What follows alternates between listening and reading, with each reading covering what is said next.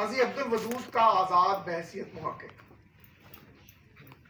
وہ پٹنہ کے research general میں چھپا ہوا۔ اگر یہ آپ کی لائبریری میں اس کی کاپی نہیں ہوگی تو میں امتیاز صاحب کو بھجواؤں گا۔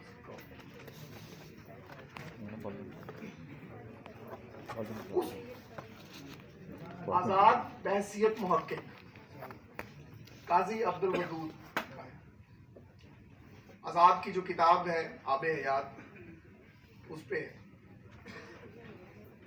اور پھر کچھ تھوڑا بہت اس کا یوں سمجھ لیں جواب ہے جو مسعود حسن رضوی ادیب نے لکھا آب حیات کا تنقیدی مطالعہ۔ یہ دو مقالے ایک ہی کتاب پر ہیں، دونوں محققین ہیں۔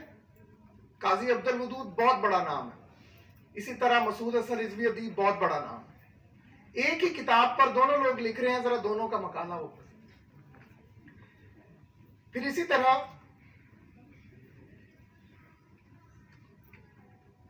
عام طور پہ ہم پوچھیں اپنے اسٹوڈنٹ سے کہ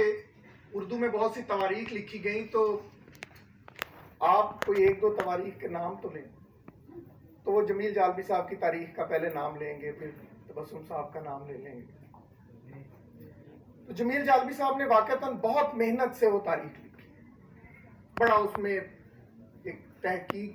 کو بھی بہت مد نظر رکھا گیا، بڑی چیزیں وہ نکال کے لائے، ڈھونڈی اور سب چیز۔ لیکن اس تاریخ پر بھی ایک مقالہ لکھا گیا جو جمیل جالبی صاحب کے ہی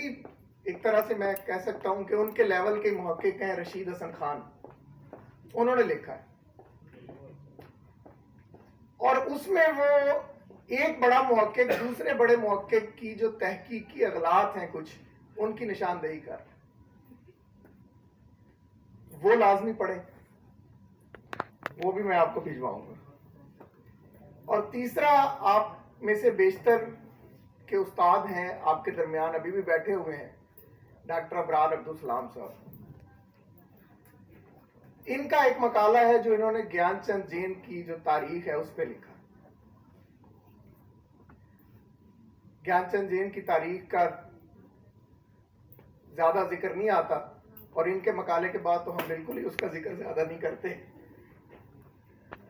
تو وہ مقالہ بھی آپ ضرور پڑھیں۔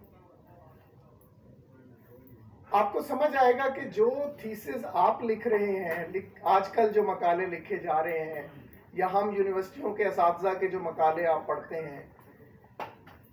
ان میں اور ان مقالات میں کوئی مطلب کمپیریزن بنتا ہی نہیں ہے، زمین آسمان کا فرق آپ کو۔ ان لوگوں کی پیچھے کیا جستجو تھی، کتنی محنت ہوتی تھی، اپنے موضوع کے ساتھ کتنی جڑت ہوتی تھی، کتنا مطالعہ ہوتا تھا، وہ آپ کو اندازہ ہو۔ آخری بات،